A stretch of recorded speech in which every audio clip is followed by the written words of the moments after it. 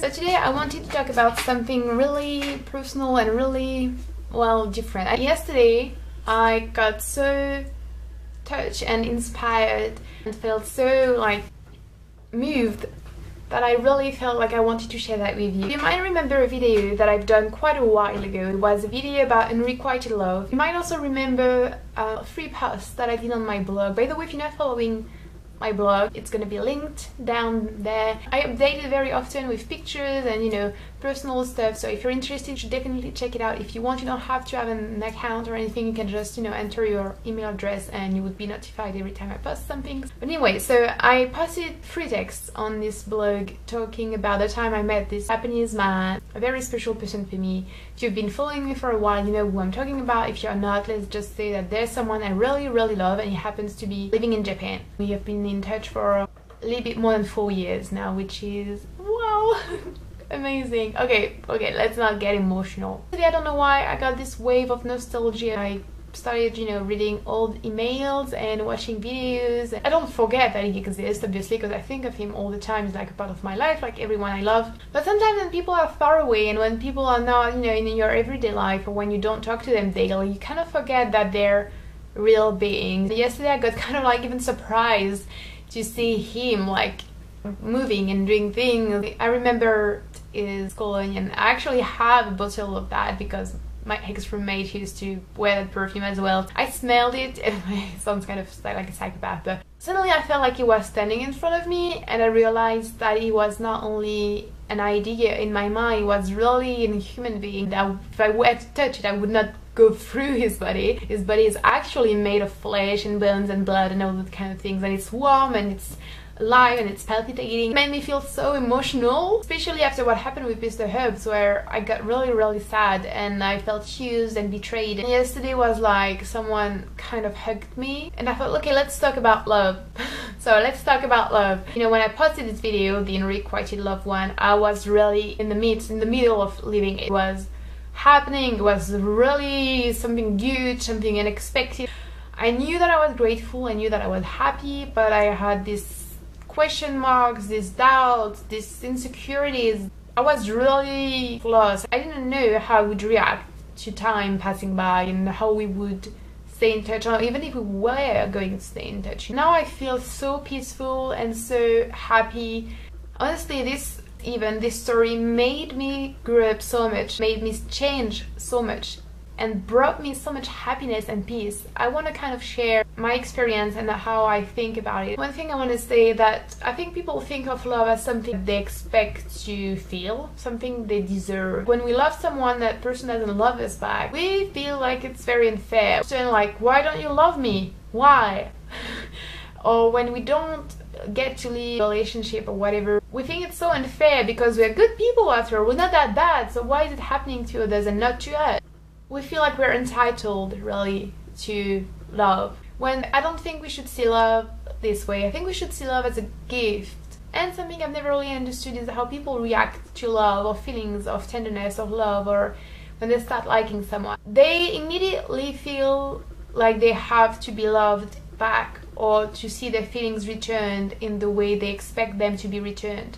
For their own feelings to be positive and to be valid and to be appreciated.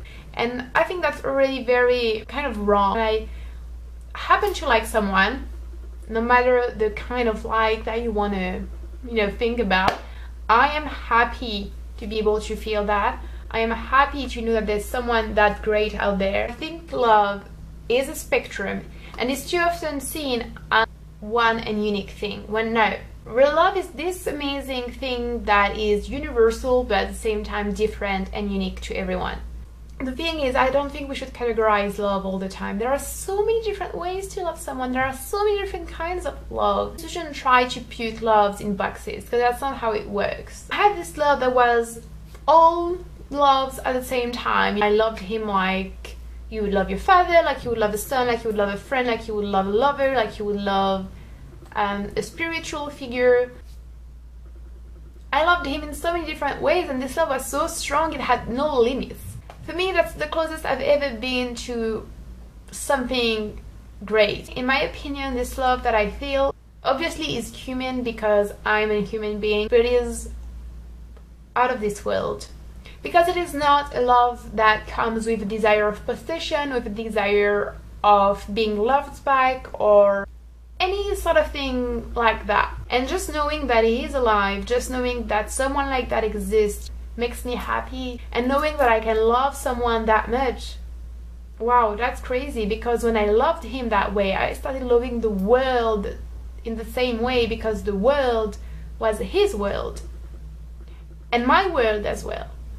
And we were living in the same world, like we had something in common. And we don't have only one thing in common, we had everything in common. I don't want to sound like I'm on drugs or something, but when I look at him, obviously I see him, but I see beyond the limits of his skin. I see everyone and everything in him.